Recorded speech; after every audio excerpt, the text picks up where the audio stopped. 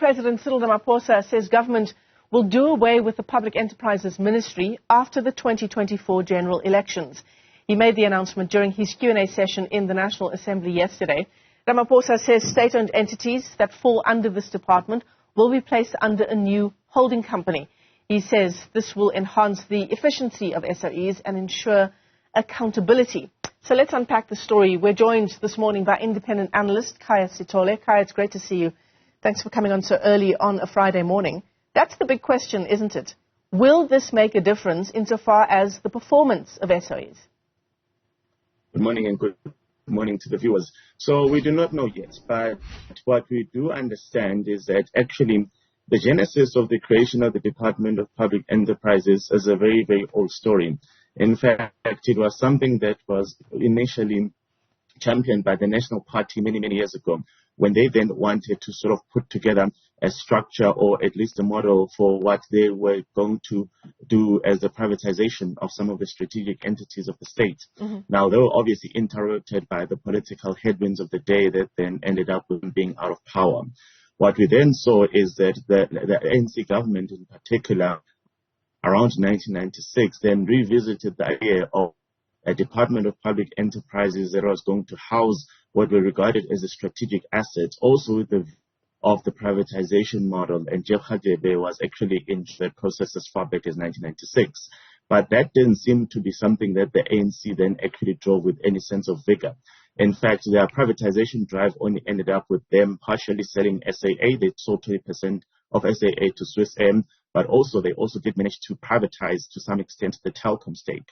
Since then, what we've then seen is that the Department of Public Enterprises has become essentially the political football where the ANC government housed entities there that were therefore political rather than practical reasons. So if you look at them having SAA and them having Eskom and then having, Transnet under that particular umbrella, it is difficult to reconcile what unites all of those entities except for the fact that they were put there under some particular political considerations. In particular, when it came to the case of SAA, it was simply because the chair of the board, Dudumieni, wasn't getting along with, the Ministry of the National Treasury when it was housed in the National Treasury. So then it was moved onto the Department of Public Enterprises for political rather than practical considerations.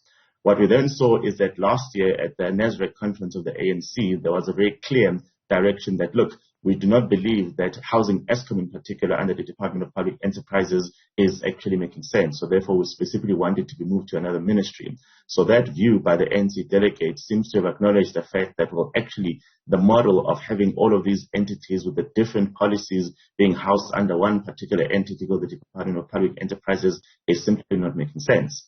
But also remember that a couple of years ago, the president put together what he called an SOE council, which was supposed to advise them on how these entities should be governed and how these entities should essentially be run. And we've been waiting for the report from that.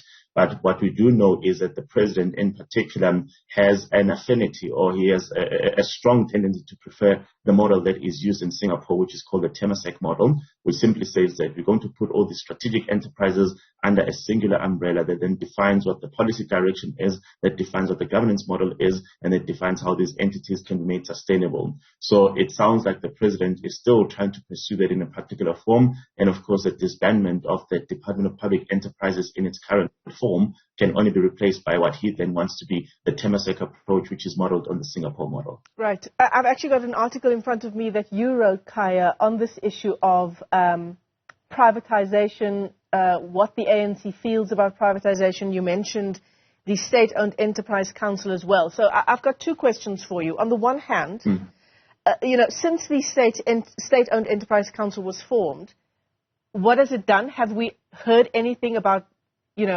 whether it's delivered on its mandate? And then further to that, you've mentioned public enterprises and you've mentioned strategic enterprises. Are we having a different approach to these two segments under public enterprises, if that makes sense? So the answer to the first question is absolute zero. They haven't said a single word in public, so they are only accountable to the president. So since they were formed together Whether they've done any work and what that work is all about is only known by the president, assuming, of course, any work has been done and any report has been submitted. So the view that the president holds is that that particular council can only tell him what he thinks needs to be done, and then only then will we assume, will he then tell the public. So absolutely nothing has been said by that particular council in those past couple of years.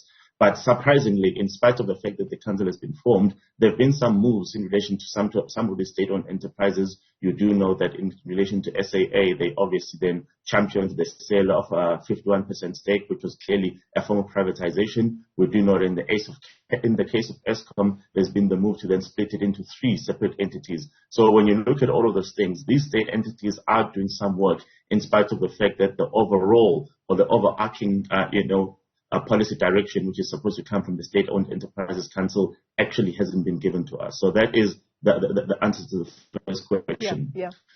The secondary question is a remarkably important one in that we have to distinguish between entities that are owned by the state, and there's over 700 of them at the last count, and strategic entities that are owned by the state. So strategic entities are entities like Eskom, for example, like Transnet, for example, where if everything was left to market forces, a lot of us would simply never be able to get the services that Eskom offers or get the services that Transnet offers, because if those entities were to be run essentially purely on market terms and market conditions, it would simply mean that they would be prioritizing the pursuit of profit instead of trying to prioritize the dual mandate of not only being financially sustainable, but also being socially responsive. And when we talk about them being socially responsive, if you look at what Eskom does in relation to providing indigent citizens with a free basic allocation of electricity, for example, we see the same thing that happened with the water boards, in that for some citizens, because we know that they have absolutely zero income, it does not make sense to simply say that they must pay for every single thing. Yeah. So when you then move those entities onto market-orientated practices, they would simply not agree to offering any part of their services to people who cannot afford to pay. And that would simply mean that for a government that insists that it is, responsible or accountable to the poor, there'll be many more people who that quite simply cannot access basic services. So the strategic enterprises are the ones where we need to focus on finding the right operational model that ensures that they're financially viable, but also that they are able or accountable to the social mandate that they're created for. Because you can imagine what will happen the day that Eskom simply says that, no, we can only provide electricity to people who can afford to pay 1,000 rand, for example. Many people quite simply will never be in that particular position. You can imagine what will happen to an entity, like a water board that simply says that, no, actually every single person must pay, because we know people cannot afford to pay. We know people have never had jobs. We know people are not about to get jobs anytime soon. So those entities have got a very strategic and a very delicate balance that they need to meet. And it is only when the government is involved in that policy direction that they can basically pursue the dual mandate. Yeah.